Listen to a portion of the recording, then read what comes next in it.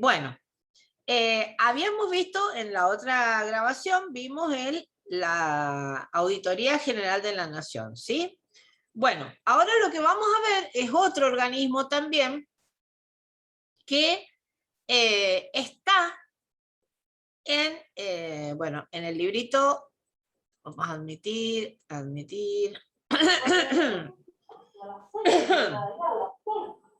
¿Estamos ya? Sí, profe. Bueno, cierren micrófono los que puedan, ¿ah? Bueno, hasta que tengan dudas y preguntas. Bueno, entonces, dijimos que hoy vamos a ver otro organismo también de, ¿cómo se llama? Otro organismo que es de control, ¿sí? Acuérdense que nos estamos siempre manejando en el concepto de control, no en monitoreo y evaluación. Esos son otros organismos, ¿sí? Control tradicional. Bueno, yo les decía hace un rato que todos los organismos tienen un área de auditoría interna, ¿no? Ustedes me decían recién, en el municipio hay, en irrigacional, el gobierno de la provincia tiene un área de auditoría interna. Esa área de auditoría interna lo que hace es hacer un control previo a la decisión del acto. ¿Qué quiere decir esto? Verifica que el acto administrativo que se va a sacar sea conforme a derecho. ¿Qué significa eso? Va a verificar la legalidad del acto, va a verificar que no se violen los procedimientos de la 9003, bueno, a nivel nacional, de la ley de procedimiento a nivel nacional, de la ley de administración financiera, etc. Es decir, lo que va a evaluar, ¿no es cierto?, es el cumplimiento de la legalidad. Lo que hablábamos recién, la legalidad administrativa. ¿Sí? Bueno, ¿cuál es ese organismo? Hay un organismo que está, acá dice dependiente, pero en realidad acuérdense que nosotros no hablamos de dependencia, sino lo que vamos a hablar es de organismos que están en la órbita. ¿Qué quiere decir? Repito, es como un paraguas y abajo hay organismos que tienen autonomía y autarquía de gestión. ¿Qué quiere decir eso? Que tienen manejo administrativo de su fondo, que pueden definir cómo se organizan, y si tienen autonomía, significa que además de poder administrar sus recursos, tienen capacidad de dictar sus normas de creación. En el caso nuestro, el organismo que está creado por la Ley de Administración Financiera Nacional es la Sindicatura General de la Nación. Esta es la famosa SIGEM. La SIGEM es el órgano de control interno del Poder Ejecutivo Nacional. Repito, la SIGEM o Sindicatura General de la Nación es el órgano de control interno del Poder Ejecutivo Nacional. ¿Sí? ¿Qué quiere decir eso? Bien, es un organismo de tipo descentralizado de la presidencia, es decir, no es que forma parte ni del Poder Ejecutivo, ni es un ministro, ni es un ministerio, ni nada de eso. No, es un descentralizado. ¿Qué era un organismo descentralizado? ¿Se acuerdan? ¿Qué era un descentralizado? ¿Qué característica tenía cuando había un organismo descentralizado? Que no había nadie por encima. No necesariamente, digo, porque en este caso está el presidente, pero tiene otra característica. Delegaba las funciones, profesora. A ver, ¿cómo sería eso? Por ejemplo, a ver. ¿Se acuerdan que vimos nosotros? Vimos un ejemplo de desarrollo social, si no me equivoco, ¿puede ser? Por ejemplo, puede ser, sí. Un organismo... sí. Que la municipalidad que Mendoza, por ejemplo, le entregaba un dinero a Guaymallén. ¿Era así el ejemplo? No me acuerdo bien. No, por ahí no viene, pero bueno, más o menos se Los lo mira. Los ministerios son organismos descentralizados. No, todo lo contrario. todo lo contrario, son centralizados los ministerios. Ay, no me acuerdo el ejemplo, profesor. ¿Qué quería decir que era descentralizado? Nosotros hicimos las pirámides, ¿se acuerdan? Las Que delegaba estructuras. funciones, ¿Eh? delegaba las funciones a otros organismos. ¿Qué característica tenía? Bien, le da la función a otro organismo. ¿Y ese organismo qué tiene? Ay, no me acuerdo, profe. Eso lo estudiamos para el parcial y ya no me acuerdo. Miji, ya lo tienen que estudiar para el final, eso no se acuerdan, ¿ya? A ver. Ah, que nos enganchó en frío, profe. Sí, claro. Bueno, ¿qué era descentralización? Lo vimos cuando estudiamos antes del parcial. ¿Qué era?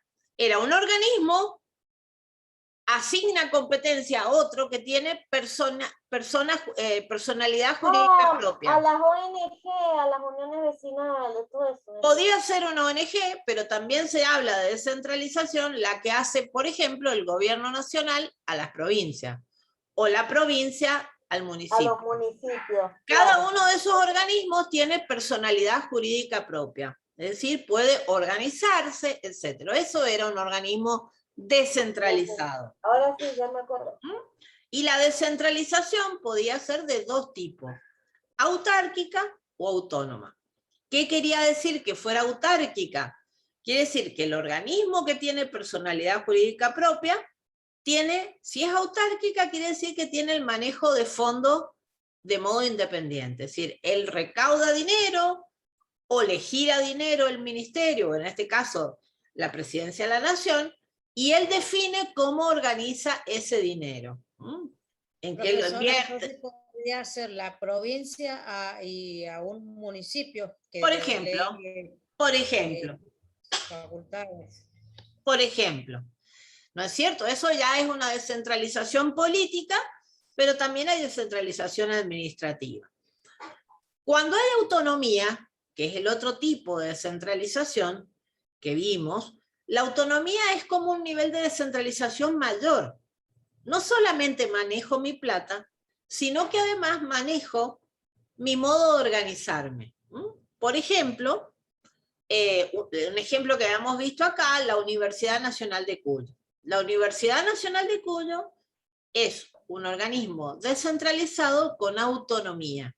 ¿Qué quiere decir eso? Que tiene autonomía, que puede darse su forma de gestión y de conducción y de gobierno propia. Por ejemplo, la Universidad Nacional de Cuyo se gobierna con una asamblea, un consejo superior y un rector y un vicerrector. Después, cada universidad tiene sus decanos, vicedecanos, consejo directivo. Esa forma de gobernarse la escribió en un documento que se llama Estatuto Universitario. Pero, por ejemplo, la Universidad de San Juan, o la Universidad de San Luis, o la Universidad de Córdoba, cada una se ha organizado de un modo distinto. Por eso decimos que tienen autonomía. ¿Se entiende? Sí, profe. Bueno. Sí, sí. En el caso de la Sindicatura General de la Nación, la sindicatura es un organismo descentralizado autárquico, es decir, que puede manejar su dinero, ¿no es cierto? ¿Y qué característica tiene? Tiene a su cargo el control interno de los organismos del Poder Ejecutivo Nacional, incluyendo descentralizadas, empresas, sociedades del Estado, etc. Es decir, la sindicatura, repito, controla todos los organismos del Estado Nacional, ya sean el que sea, centralizado, descentralizado. Es decir, puede controlar, por ejemplo, un ministerio, el Ministerio, no sé, de Salud de la Nación, sí. ¿Puede controlar a ANSES? Sí. ¿Puede controlar al PAMI? Sí. Que son descentralizados, ¿sí? ¿Se dan cuenta? ¿Y qué es lo que va a ver? ¿Qué es lo que va a controlar? También control de legalidad como la auditoría. Abarca los aspectos presupuestarios, económicos, financieros, patrimoniales y gestión de los organismos, debiendo informar al presidente los resultados y a la Auditoría General de la Nación y a la opinión pública, ¿no es cierto? Es decir, ¿qué es lo que está diciendo? La sindicatura es diferente a la Auditoría General de la Nación, es un organismo más técnico que político. Acuérdense que la Auditoría General de la Nación lo maneja el principal partido opositor.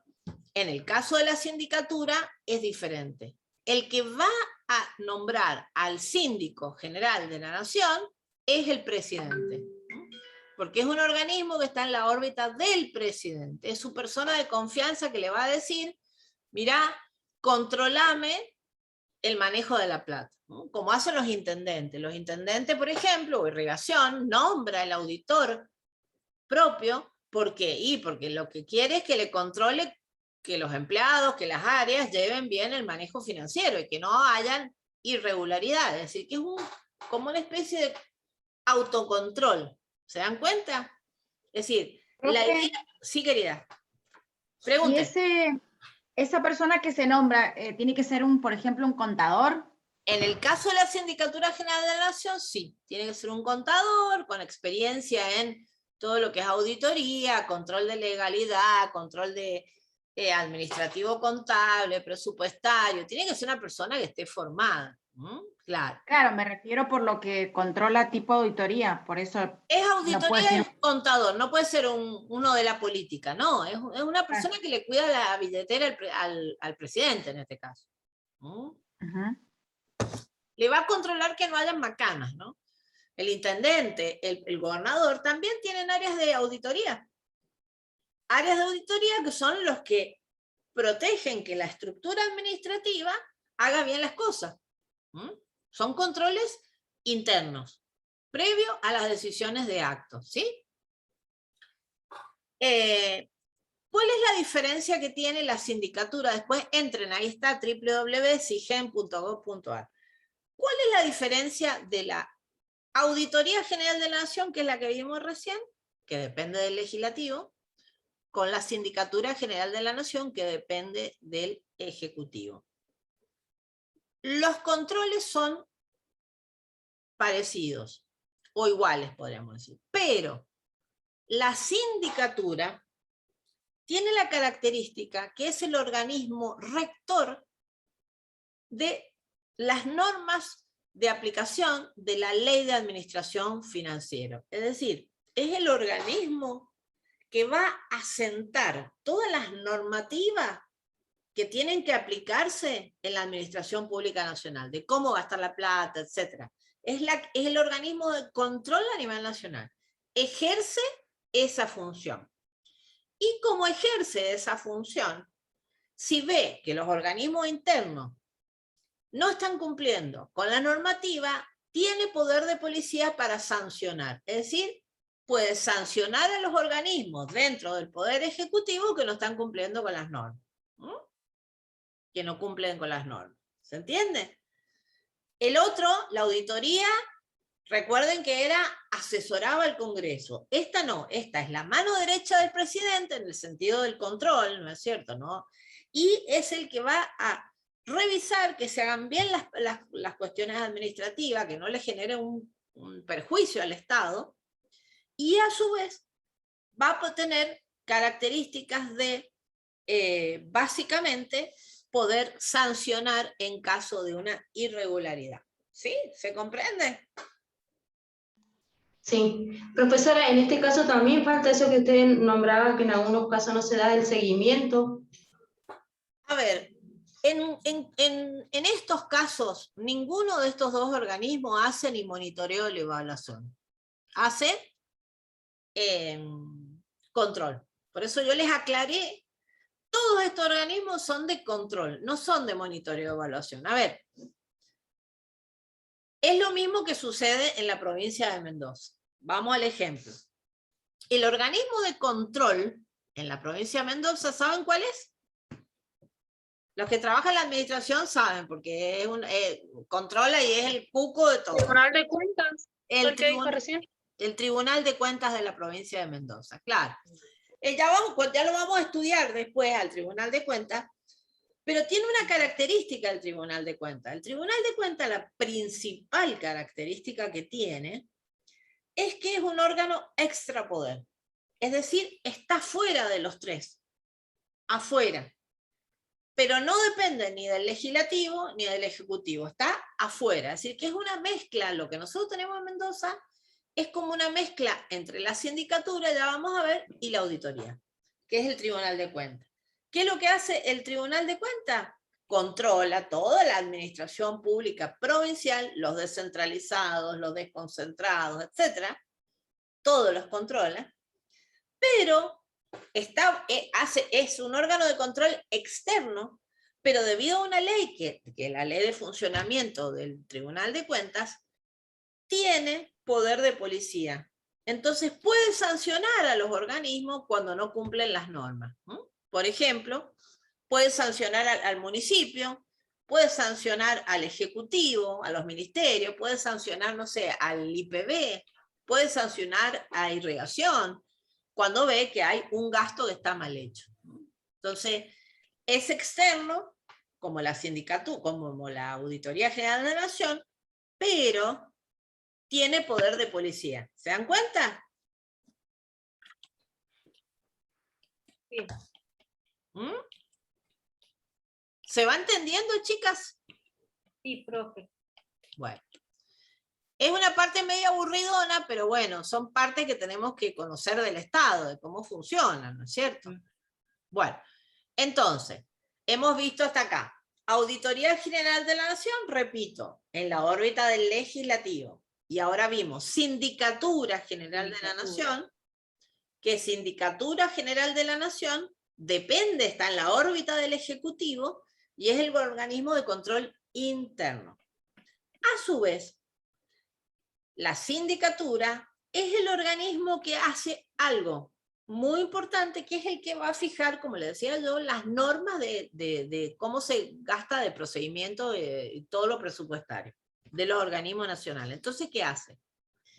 Es como el organismo rector, pero a su vez cada área tiene un área de auditoría. Digo, por ejemplo, el INB, el Instituto Nacional de Vitivinicultura, tiene su área de auditoría interna, que el que le va a fijar las normas va a ser la Sindicatura General de la Nación. El PAMI tiene un funcionamiento interno y tiene un área de auditoría interna, pero el que le va a decir, mire, esto lo tiene que presentar así, esto se hace así, este gasto se hace así, esa es la sindicatura. O, por ejemplo, qué sé yo, la ANSES, o cualquier organismo nacional, ¿sí? Van a estar contra migraciones, no sé, la aduana, todo ese organismo, quien le va a dar la normativa de cómo tiene que llevarse a cabo el control de legalidad, se lo da la Sindicatura General de la Nación. ¿Sí? ¿Se entiende, chicas? Sí. Bueno. Ya después ustedes van a ver, el año que viene, cuando tengan ética de la gestión pública, van a ver que existe otro organismo muy importante, pero que ha tenido altas y bajas, que es la Oficina Anticorrupción. Ya lo van a ver en tercero. Pero para avanzar un poquito, yo les voy a contar que ¿escucharon hablar alguna vez de la Oficina Anticorrupción? No. Sí, sí. No, yo no. No, bueno. Yo tampoco. Yo tampoco. Bueno, la Oficina Anticorrupción es un organismo que se va a crear, no se rían, en la época de Menem, porque en la época del gobierno de Menem, yo le dije que no se rieran, se crea en la época del gobierno de Menem porque en esa época estaba muy cuestionado el gobierno nacional. Entonces, como estaba muy cuestionado y a nivel latinoamericano estábamos había un indicador que no me acuerdo ahora cómo se llama, pero era un indicador como una especie de termómetro de los países más corruptos, nosotros estábamos en los primeros países. Entonces, sí, fue así. Y bueno, para contrarrestar esta idea, se crea la Oficina Anticorrupción, que es como una especie de control interno de la corrupción, ¿no? Una cosa bastante rara, ¿no? Porque si vos vas a ser corrupto, ponerte una oficina anticorrupción, y es raro, digo, es medio raro, ¿no es cierto? Que yo me controle a mí mismo a ver si soy corrupto o no soy corrupto desde el Estado, es raro, pero bueno. Es distinto a la sindicatura, que de alguna manera es más contable, más de partida, bueno, tiene otra. Entonces, bueno, se va a crear la oficina, pero ya la van a ver porque eso está asociado a la ley de ética pública, que lo van a ver ustedes el año que viene. Pero nosotros por eso no lo vemos acá. Pero el que sí vemos que también quedó medio como, ha quedado como a la deriva, ¿no? Está medio como a la deriva, como que todavía no ha logrado, digamos, ejercer o de alguna manera satisfacer el rol que se planteó, es el defensor del pueblo, ¿sí? El defensor del pueblo. ¿Qué es esto del defensor del pueblo? El defensor del pueblo está en el artículo 86 de la Constitución Nacional. Sí. No sé si lo vieron, ¿lo estudiaron ustedes en alguna materia? No. En derecho no. Bueno. No, sí, yo me imagino que no. Pero no se asusten, lo lógico sería que no, para eso estamos. Bueno, el defensor del pueblo, entonces, ¿qué es este instituto? ¿No es cierto? Bueno, es un instituto que tiene la característica, este organismo, que se va a crear se va a incorporar como una de las grandes modificaciones en la Constitución del año 1994. Es decir, cuando se hace la reforma de la Constitución, se va a incorporar este organismo. ¿Qué característica tiene el defensor? Es un organismo que tiene plena autonomía funcional. Está en el ámbito del Congreso de la Nación, ¿no es cierto? Es decir, que es parecido a la Auditoría General de la Nación en el sentido de que está en la órbita del legislativo, perdón, pero tiene funciones totalmente distintas. ¿Cuál es el objetivo? Ay, se me acaba de ir. Se me corrió. Bueno, ¿cuál es el objetivo? Es la defensa y protección de los derechos humanos y demás derechos constitucionales ante hechos, actos u omisiones de la administración, así como el control del ejercicio de las funciones administrativas públicas. ¿Qué significa esto? ¿Qué es el defensor del pueblo? Lo que se planteó con el defensor del pueblo es lo siguiente. Teníamos, ¿no es cierto?, un ejecutivo, legislativo, judicial, pero el ciudadano común, si tiene alguna, digamos, si siente que han vulnerado sus derechos, la única instancia que tenía era la instancia judicial. Es decir, yo sé que hay una acción del Estado que está haciendo un programa, no sé qué, que va en contra y nos está afectando a nosotros, la única instancia que había antes era la judicial. Pero para ir a la justicia, muchas veces se exigen un montón de requerimientos y un montón de requisitos que los ciudadanos, individualmente o colectivamente, no tenemos todos esos elementos para poder ir a hacer una demanda específica. ¿Y en qué casos? Básicamente, en todo lo que son los derechos humanos y todo lo que es, o se llaman, los derechos de tercera, cuarta, quinta generación. ¿Qué son esos derechos? Ustedes lo han estudiado. ¿Qué son esos derechos de tercera, cuarta generación? ¿O cuáles son?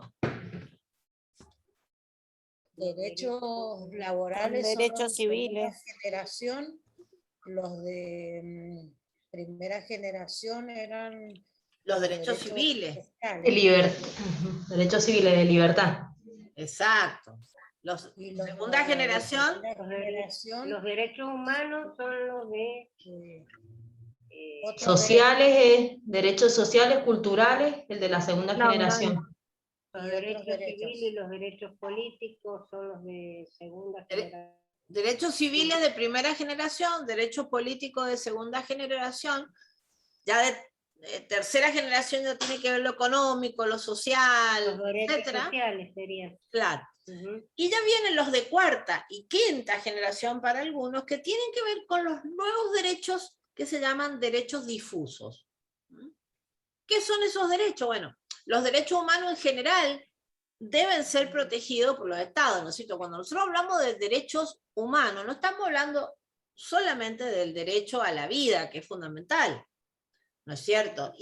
Sino que estamos hablando de derechos humanos en sentido amplio.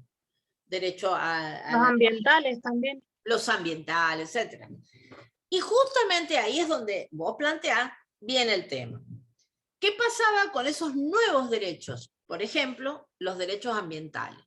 Los derechos ambientales, habrán visto más de una película y habrán leído algún caso en algún diario, revista, etc., de poblaciones donde de golpe se denuncian que una empresa que no está a lo mejor en el radio de esa localidad o de esa comunidad, ha contaminado un río. Y si la gente se está enfermando de cáncer o se está absorbiendo, no sé, un aire contaminado, y hay riesgo, ¿no es cierto?, de que esa empresa esté contaminando. Bueno, la realidad es que cuando esas situaciones suceden, muchas veces es muy difícil identificar lo que se llama la causa y efecto del problema. Es decir, cuál es la causa concreta y cuál es el efecto concreto. Decir que todas las personas que están al lado de una fábrica, no sé, minera, por decir un bolazo, no sé, toda esa población, si muere de cáncer o se enferman de cáncer, toda es atribuible a eso y es bastante difícil determinar. Esto es lo que se llaman los derechos difusos. Difusos porque no está claro quién es el contaminante, cuál es el daño que está haciendo esta empresa, etc. Entonces, ¿qué pasaba? Cuando yo iba a la justicia como individuo, o voy como madre de un hijo enfermo, o voy con los vecinos de mi barrio, la justicia me decía, miren, no es pertinente, no se le hace lugar, porque usted son derechos difusos y nosotros no podemos trabajar esto. Entonces, pensando en estas, digamos, tipos de reclamaciones o reclamos más colectivos, es que se crea esta idea que había funcionado ya en Europa, el ombudsman, que es el defensor del pueblo. ¿Qué es el defensor del pueblo? Es una oficina donde los ciudadanos podemos ir a reclamar por nuestros derechos de tercera, cuarta, quinta generación, derechos que creemos que son vulnerados. ¿No es cierto? Es decir, funciona específicamente para aquellas situaciones complejas o que no se tiene claramente cuál es el daño que hay. El defensor es designado y removido por el Congreso de la Nación. Es decir, el que lo nombra es el Congreso de la Nación. Tiene las inmunidades como un legislador y va a durar 5 años en su cargo, pudiéndose, ¿cómo se llama?, reelegir por una sola vez. ¿Qué características tiene el defensor del pueblo? Y el defensor del pueblo, la característica que tiene es esto: defensa de los derechos humanos y de más derechos y garantías tutelados en la Constitución, leyes, etc. Tiene legitimación procesal, es designado y removido por el Congreso, etc. ¿Para qué se puede usar el defensor del pueblo?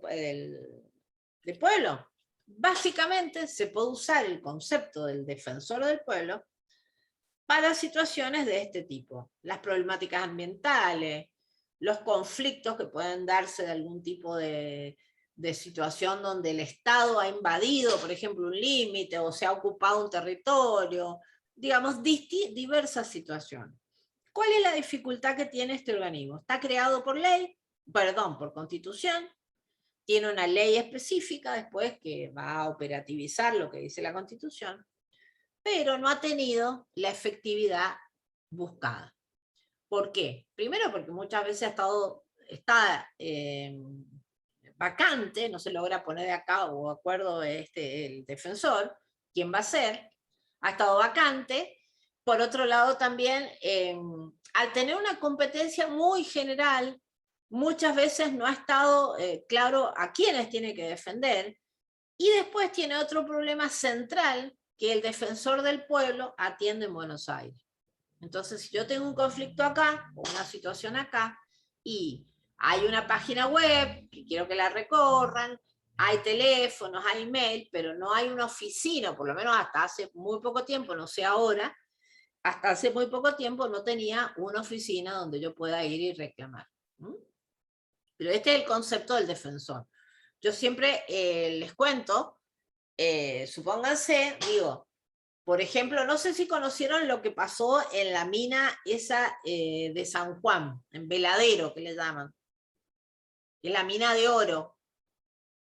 No sé si escucharon ese caso. No. Bueno, en San Juan, Bueno, en San Juan, viene en la cordillera de los Andes, hay una mina, que no me acuerdo, la Barrick, creo que se llama, la Barrick. Esa minera produce, digamos, extrae oro de la montaña, y para sacar el oro lo extrae a través de un mecanismo que es que usa cianuro. Entonces saca agua del río, con el cianuro hace una solución para separar la parte del oro de la roca, y después, ¿qué hace? En teoría esa agua la limpia y la larga al río otra vez, ¿sí? ¿Qué es lo que pasó en 2, 3 oportunidades que estuvo cerrada y clausurada? Sucedió que esa mina que está en la montaña tuvo pérdidas de cianuro y contaminó todo el agua de San Juan. Y 2 veces hubieron derrames, uno que no fue muy importante y otros que fueron súper importantes. Por ejemplo, determinar cuál es el daño que puede generar ambiental esta cuestión, y es bastante difícil, porque vos no sabés de allá arriba hasta dónde llega del Valle de San Juan, el daño. Entonces, no sabés si hay una persona o dos, o no le afecta a nadie. Entonces, para este tipo de situaciones está el defensor del pueblo, ¿sí? No sé si tienen alguna duda, chicas y chicos. Chicas, creo que estamos nomás. No, profe, ahí yo recordé haber visto una película de Eric Bronkosovich, algo así se llamaba. Bronkovich, creo que sí. Ajá, que es la de Julia Roberts, donde también hablan del tema de la contaminación del agua, que bueno, que ganaron fortuna, se les pagó fortuna a los dueños de las propiedades porque aparecían tumores y todas esas cosas así medio Claro, complicadas para la salud. exactamente. Bueno, todas esas situaciones son situaciones que son que podrían ser llevadas al defensor del pueblo, ¿no es cierto? Todos los conflictos ambientales podrían ser llevadas al defensor del pueblo, por ejemplo. Espérense que estoy tratando. Ahí está. ¿Se dan cuenta?